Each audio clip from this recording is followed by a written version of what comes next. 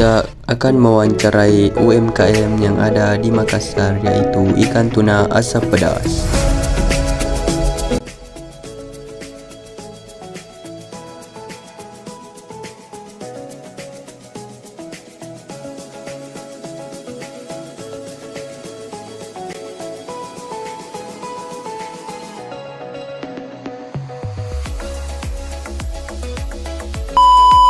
Assalamualaikum warahmatullahi wabarakatuh. Waalaikumsalam. Bisa saya tahu dengan siapa saya berbicara? Saya dengan Fajar, pemilik dari resto ikan tuna asap pedas yang bergerak di bidang UMKM khususnya untuk kuliner. Sebelumnya, perkenalkan saya admin dari Universitas Negeri Makassar, Prodi Manajemen. Ingin meminta waktu Anda sebentar untuk melakukan wawancara mengenai usaha yang sedang Anda jalankan sekarang. Apakah Anda bersedia? Oke, sedikit. Pertama, bisa Anda jelaskan sejarah bagaimana terbentuknya usaha yang sedang Anda lakukan sekarang ini? Ya, jadi awal mulanya itu pada saat pandemi COVID-19 2020 kalau tidak salah. Jadi saat kami lahir ini tahun 2020, tepatnya bulan 7, di mana kami mencoba hal yang baru khususnya di bidang kuliner yang menyajikan satu makanan khas Sulawesi Selatan, yaitu ikan tuna asap pedas, di mana kami berpikir kuliner yang saat ini yang banyak ya, yang banyak beredar itu rata-rata makanan-makanan milenial. Contohnya cepat saji, itu yang pertama. Yang kedua junk food. Jadi kami mencoba membuka satu makanan khas, dan mencoba satu makanan khas terutama untuk daerah Sulawesi Selatan itu, yaitu ikan tuna asap. Itu jadi terbentuknya atau lahirnya usaha kami ini pada saat parah-parahnya kondisi Indonesia, terutama daerah Sulawesi Selatan, di mana situasi dan kondisi pada saat itu 2020 itu lockdown. Jadi tidak ada kegiatan sama sekali. Jadi kami mencoba untuk membuat sesuatu yang belum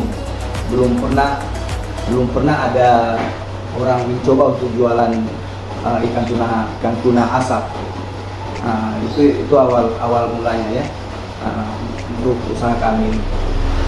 Baik, selanjutnya apakah selain ikan tuna, apakah ada produk lain yang diperjualkan atau hanya itu? Ya, jadi untuk saat ini mulai terbentuknya usaha kami itu 2020 sampai saat ini, mungkin khusus tidak ada makanan lain selain ikan tuna asap. Tapi di dalam usaha kami itu ada beberapa varian untuk masakan ikan tuna asap pedas ini.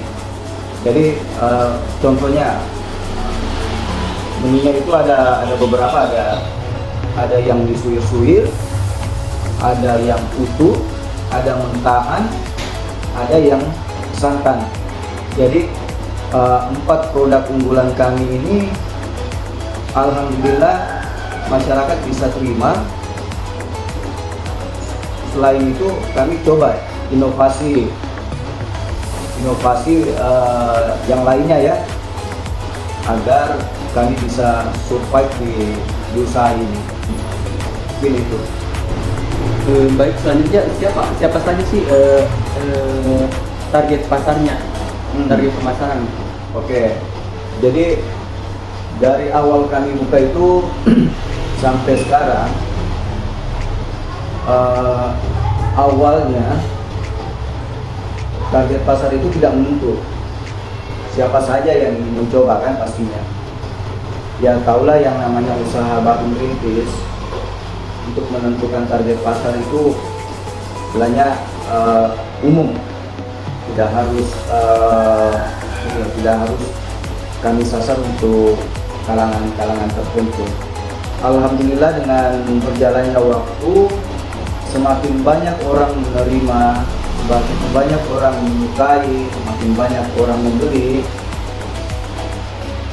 Disitulah baru saya terutama bisa melihat ya, saya bisa melihat pangsa pasar usaha kami itu alhamdulillah banyak yang dari kalangan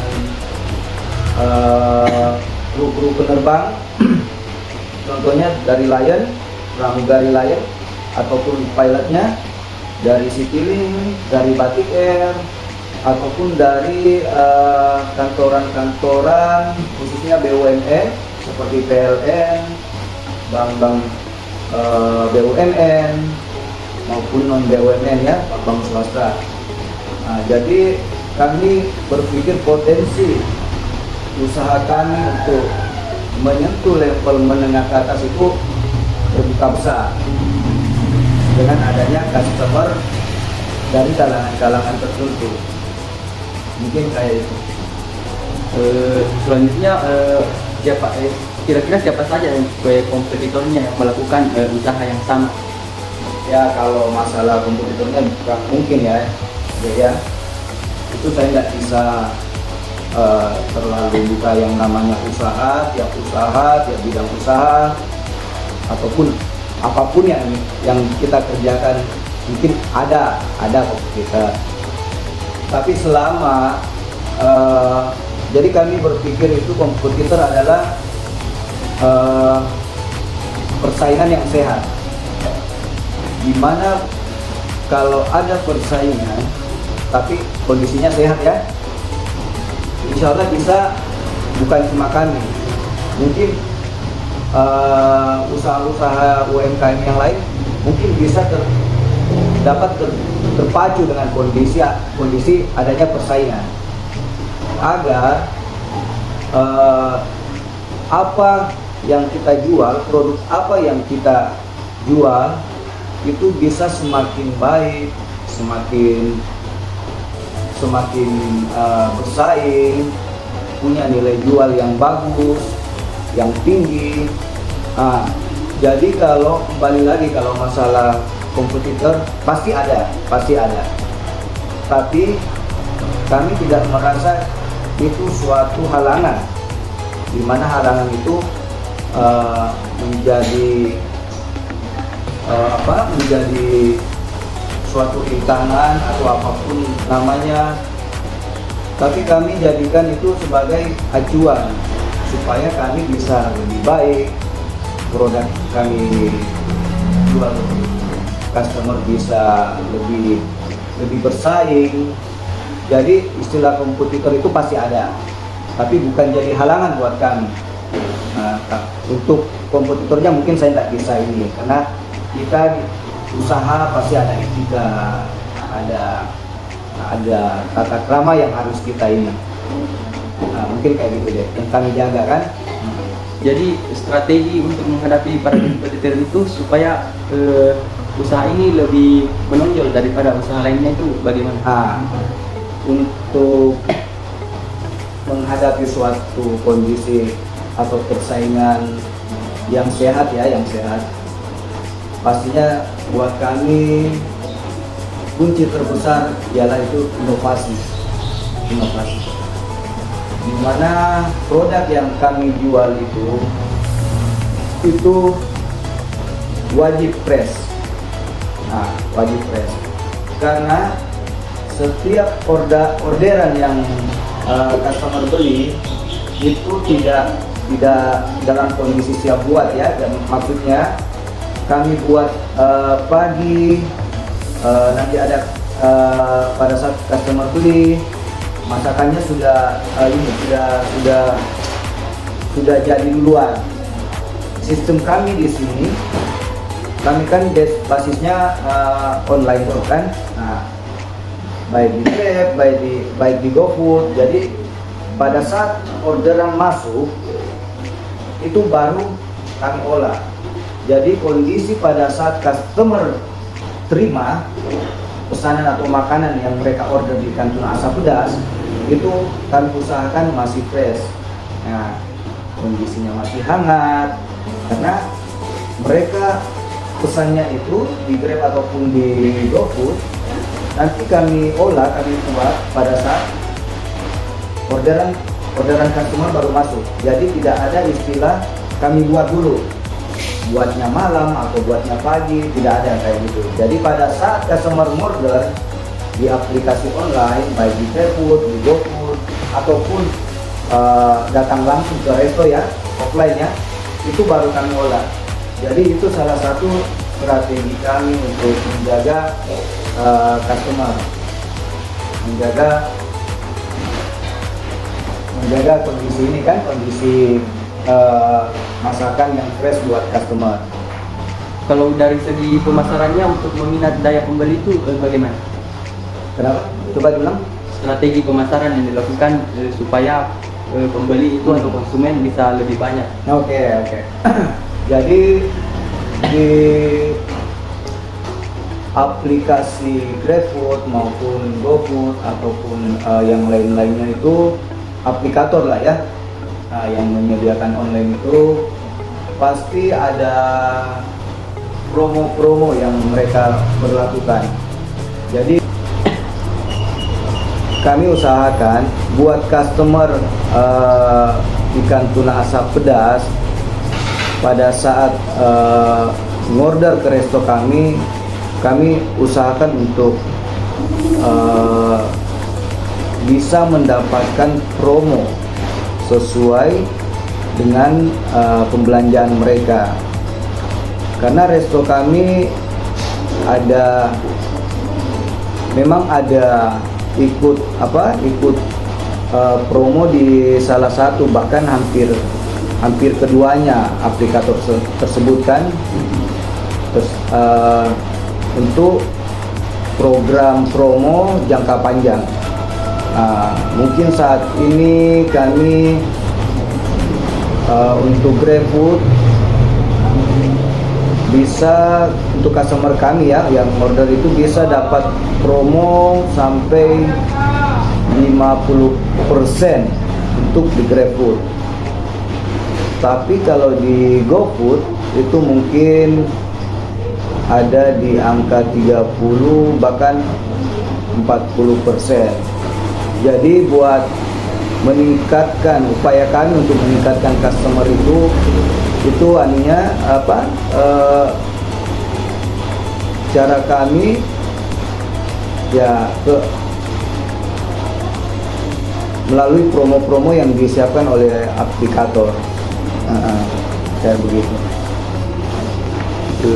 Baik, mungkin ada sedikit saran bagaimana kalau misalnya jenis produknya nanti bisa ditambah terus, ataukah produknya itu bisa dipasarkan atau dipromosikan di aplikasi-aplikasi, misalnya aplikasi yang sedang booming sekarang, misalnya seperti TikTok begitu.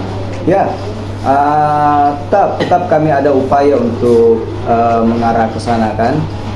Mungkin untuk media promosi kami untuk saat ini itu ada di Instagram ya, tapi tidak menutup kemungkinan kami mencoba tetap berinovasi baik di TikTok, Instagram ataupun media-media sosial yang lainnya. Tetap kami insya Allah bisa upayakan untuk untuk promosi tetap berjalan di media-media sosial ataupun media-media yang lainnya. Mungkin kayak gitu. Baik, itulah wawancara kita dengan owner ikan tuna asap pedas. Sebelum dan sesudahnya saya ucapkan terima kasih kepada Kak Fajar telah meluangkan waktunya untuk mengisi wawancara ini. Oke, terima kasih. Itulah tadi wawancara kita bersama owner ikan tuna asap pedas.